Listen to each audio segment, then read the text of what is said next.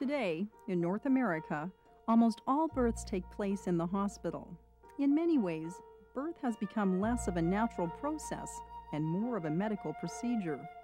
However, you might be surprised to know that in other parts of the world, most children are not born into the hands of a doctor, but into the hands of a midwife. Before the physician, the midwife was the primary healer in a community. That changed with advances in medical technology, which in the early part of the 20th century moved birth from the home to the hospital. In many areas of North America, legislation restricted the practice of midwifery or wiped it out entirely. In the last 20 years, however, births attended by midwives in the home or in the hospital have had a resurgence. More and more, they're becoming an integral part of the healthcare system. Midwifery is the profession where trained professionals or a trained expert takes care of women from the beginning of her pregnancy through the pregnancy itself and the birth and the postpartum, usually from up until about 6 weeks postpartum. To a midwife, birth is a normal, natural event until proven otherwise. While medical technology often makes things happen, the midwife's role is to let things happen. At the same time, she is trained to recognize potential complications and act on them accordingly. Women looking for midwives, that's what they want to have. They want to have as natural and a normal a birth as possible, and the midwife wants that for them as well. Our practice certainly is not against technology. To become a certified midwife in Canada, a candidate must graduate from a 4-year degree program with a Bachelor in Health Sciences in midwifery. Some provinces include midwifery as a regulated part of their healthcare system. In the United States, certified nurse midwives are trained in nursing and midwifery and work primarily in a hospital setting. Direct entry midwives can also be certified, but are not required to be nurses or have a college degree. The backup midwife generally looks after the baby. I make sure that the baby's breathing and it gets wiped off and dried off. After going the traditional route with her first 2 children, Anita Yidemans chose the midwife option for the birth of her third. Her first consultation was a sharp contrast to what she had been used to. The biggest difference with having a midwife I found was that you weren't rushed. You came in, you could spend up to an hour if you needed it. You never felt rushed. The first visit is what we call the initial visit. That's where the couple will interview the midwife. The midwife also interviews the couple to find out what is it that they're looking for, to see if it's going to be a match in terms of, yes, this is the care I provide, and it seems that's what you're looking for. And then once they've decided, yes, the appointment is made, where we begin the file on the woman, her full history, obstetrical history, medical history, all the discussions that take place in terms of what's happening in the first trimester. Besides the examinations and tests, the role of the midwife is to provide time and attention to questions and concerns and develop a sense of comfort and trust with the client. With the midwife, there was a definite difference in that there was a concern about your emotional well-being too. You're told everything that's going on, why things are done the way they're done, and whether or not you have any questions or if maybe you don't want to do certain tests. So you're brought into the process a lot more. It's much more personal. The midwife also offers nutrition counseling to make sure both mother and baby are eating properly. We always do a diet assessment of the woman when she comes into our care. She'll write down 3 days of everything she eats and drinks. We'll talk to them about what is their diet, how are they eating now, how to meet the cravings that they may face during pregnancy. The midwife can also help a couple make an important decision, whether to have their child in the hospital or here at home. Home births account for about 40% of all midwife-assisted births. For women planning home births, it's necessary that with the prenatal care that we can see that they're low risk. If anything develops where it's not low risk anymore, they say there's a question over how the baby's doing, then they know that we would take them into the hospital. With my midwives, they knew what I wanted, they knew me, they had a history, and they supported what I wanted to do. Did I want to be at home? Did I want to go to the hospital? What are your fears, concerns? You could talk about all of those issues. I felt like I was in more control with my third pregnancy. The kind of midwifery that we provide with the 24-hour on-call is very demanding on our personal lives, but I find I'm very committed to the women that I've had in care, particularly after I've provided care for them for 8 months. I don't feel I can let them down by not being available should they go into labor.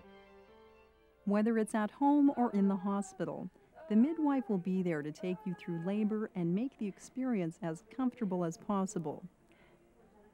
That's where the midwife would make suggestions like, well, let me run a warm bath for you. Use coaching words, use descriptive words in terms of what's going on with her, how to breathe, how to groan perhaps through the contraction. Many midwives continue their care and support in the days and weeks after the baby is born, including a number of postpartum visits that include help with breastfeeding and assisting the family with adjusting to their new situation. If I had to do it all over again, I would definitely have started with midwives right from the beginning. The midwives may not be a doctor, but they're very experienced and they really care. They know what they're doing and they're there for you. It's great to have that option. It really is. Sorry. That wasn't too bad. Here's the mail. Weight loss has become an obsession in North America. Often it has less to do with our physical health and how we feel, and more to do with how we look or how we're told we should look.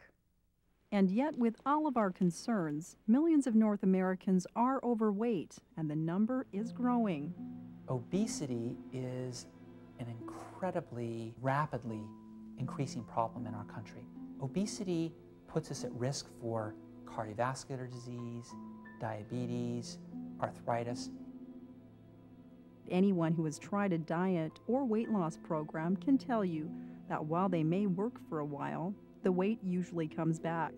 In fact, over the long term, diets can actually help us gain weight by making the body more efficient at storing fat. What starving yourself does by going on fasts or by going on very low-calorie diets, what that does in general is it tends to suppress your metabolism. So as you go on year by year, your metabolism gets slower and slower, and it becomes increasingly difficult to lose the weight. Metabolism is the rate that the body uses energy, and it varies from person to person. When we drastically lower our caloric intake, we lower our metabolism. The body tries to protect itself from starvation by storing fat and burning off carbohydrates in the muscles instead. As we go through the yo-yo cycle of dieting, body fat actually increases in relation to muscle mass. People can actually be anorexic and still be considered clinically obese because they lack muscle mass. Most diets that are geared towards weight loss are not really geared towards enhancing metabolism. And as a result, there's a very fine line between starvation and putting stress on the body or eliminating a lot of the essential nutrients. Obviously, just reducing calories is not the answer. Being overweight isn't about how much we eat, but what we eat.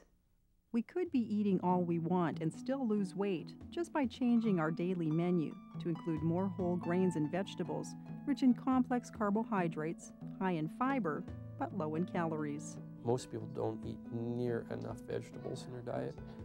Fruit is another good thing they should be having. Certainly the seasonal things and things grown locally are sometimes better because they are ripened and contain more enzymes, and that can have a factor on digestion and metabolism. While you should be eating less fat, some fats actually help the body lose weight. Avoid saturated and hydrogenated fat found in red meat, margarine, and processed food. But store up on essential fatty acids found in nut, seed, and fish oils. There's certain types of essential fatty acids that are imperative for good health. And if you don't have proper amounts, you don't get good cell membranes, you don't get good hormone production, and you don't metabolize your fats. And studies have been done where basically people lost weight simply by increasing certain types of fats in their diet so they could complete efficient metabolism. Certain herbs have also been used to help reduce weight. A combination of yarrow and seaweed steeped in a cup of boiling water is said to help metabolize and reduce fat. Herbs such as dandelion enhance liver function, and the seaweed bladderwrack provides bulk, which absorbs fat for easier elimination. In addition to dietary factors, it is important that people maintain some sort of regular exercise program. No matter how good your diet is, your body was designed to be used. Vigorous exercise that causes sweating and heavy breathing burns sugar.